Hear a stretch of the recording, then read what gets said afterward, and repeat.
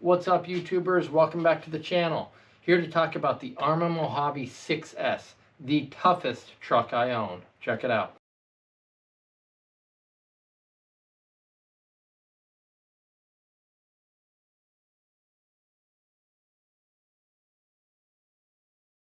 The main thing I love about this truck, I'll say straight out, durability. This thing is tough. Because of the shorter width of this truck, it's also really sturdy in these arms. Much like the Arrma Typhon, and I've talked about this before for those of you that have watched that video, it's got the geometry of not snapping these arms. I mean, I don't think I have any other trucks that have taken the amount of abuse that this has and stood up.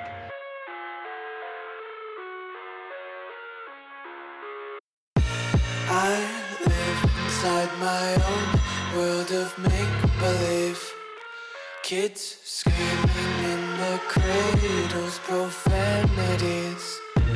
I see the world through ice covered in ink and bleach.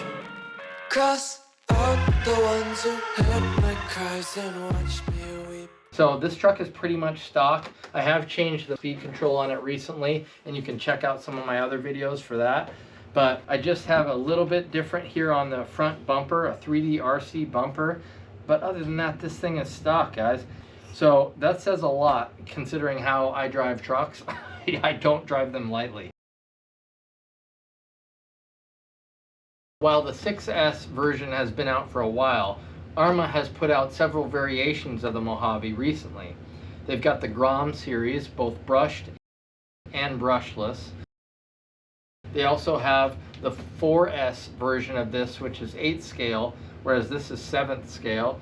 I know many people currently go back and forth between the 4S and the 6S version of this. The 4S actually looks pretty cool, I will say, but there are some key differences that you want to be aware of. While the 4S is cheaper, it comes with a plastic composite chassis and a lot of more plastic parts inside. This one, however, comes with a metal chassis and more metal parts inside, with fully metal drive shafts, differentials, and CVDs.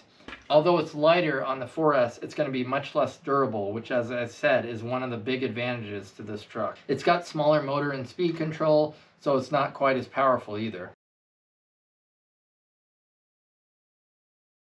When I first got this, I was looking for scale type of trucks. I was looking at the Traxxas UDR. That's a close competitor to this, and I really went back and forth quite a bit, as I'm sure many people do. I ended up settling with this, mostly because of this is easier to work on, and I already have a lot of Arrmas, and that just fit the bill. I mean, I already know how to work on Arrmas. It's pretty easy access. The UDR is a little more scale focused. It's more realistic with the suspension setup. However, it's harder to work on. So for that reason, I like this. And once I got it, I realized it's still pretty scale. I mean, this thing handles like a real Baja truck to me. It's got really soft suspension. The weight on the shocks are lower, like a lighter weight than the Creighton and other things that I'm used to. And it's got pretty long travel suspension. So it just really soaks up the bumps as you're flying over them. It handles very uniquely. And that's one of the things I really like about it. It's a longer wheelbase, it's a bigger body, it's got softer suspension, so you can really slide it, you can sort of lean around in corners, you can soak up bumps. That's just super fun. I've seen a lot of videos on this. They really don't do it justice. When you drive it, you'll see what I mean. It's a unique feel. The other thing that I really love about it is fast. It not only is actually fast, but it feels and sounds fast. This thing sounds like a jet engine.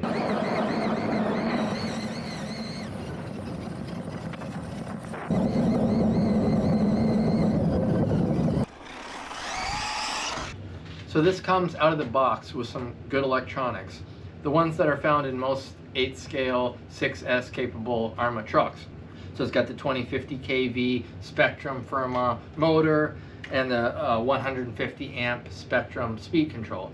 This one happens to have had a 160 amp speed control that I put in recently. Even if you don't put in this bigger speed control, you're getting 60 plus miles an hour straight out of the box.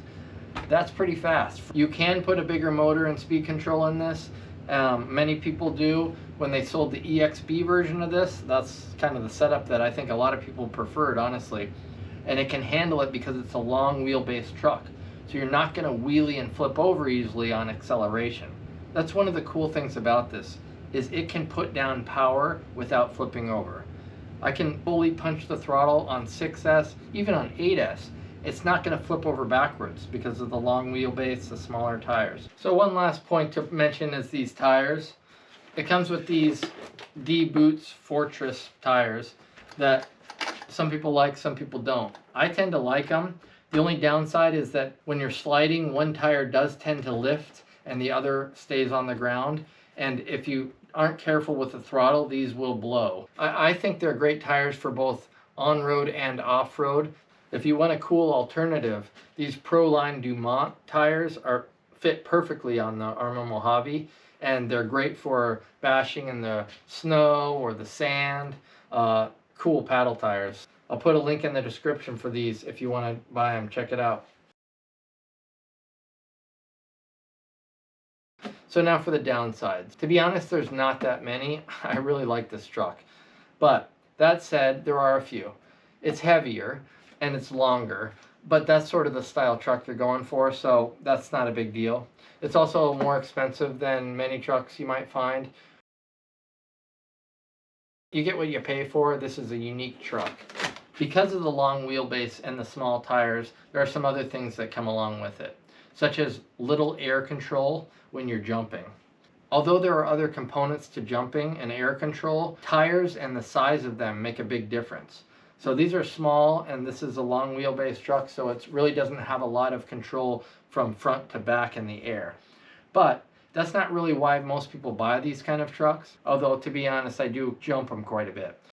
Believe kids screaming in the cradles, profanities. I see the world through ice covered in ink and bleach. Cross out the ones who heard my cries and watched me weep. They do tend to roll, what's called traction roll, quite a bit, but that's common with this style truck. And many people say that this Mojave has a lot less traction roll than other short course trucks. So, but I just find comparatively to my other trucks like the Creightons and stuff, that this rolls more easily.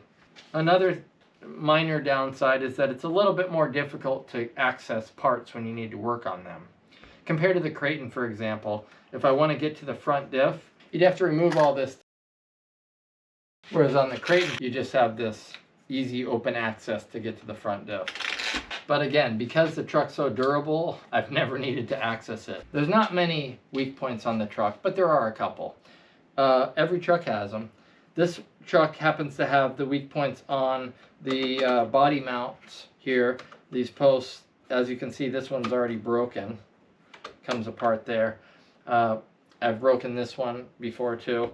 And it just seems to be, I think because the body's so big and heavy and reinforced, that it just puts a lot of pressure on that. Or if it flips over, that can happen too. It's also pretty common. There's a skirt that comes along this front bumper here, and that's very quick to rip off and get messed up. But it's not really a necessary part. It's just sort of an extra shroud for dirt and debris. Speaking of dirt and debris, because of this big body and how the wheels are fitted inside of the wheel wells in the shrouds here, dirt and debris does fly into the truck, into the interior, and that's another downside. So if you're out bashing in the dirt, mud, or wet grass, the interior of this truck is going to be loaded with debris. That's a little bit of a pain. So there's a couple fixes for that. One option is Scorched RC puts out some inner wheel well fenders that sort of cover up that gap between the wheel and the body, and it prevents dirt and debris from flying up into it. Another option, which is the one I opted for, is this Dusty Motors cover. It zips over here and you wrap it around these body post mounts on either side. You Velcro it to the side, and it allows breathable cover for the internal parts. So guys, as a takeaway, this is my most durable truck to date. I'll put a link in the description for this truck through my Amazon affiliate link. Please check it out. It's fun for handling. If you want something unique and different than other bashers, definitely check this out. Although there are a couple minor downsides, I don't see many, and I hope they one day do an update of this truck. Maybe Arrma's watching this and they'll listen. Who knows? Until next time, thanks for watching.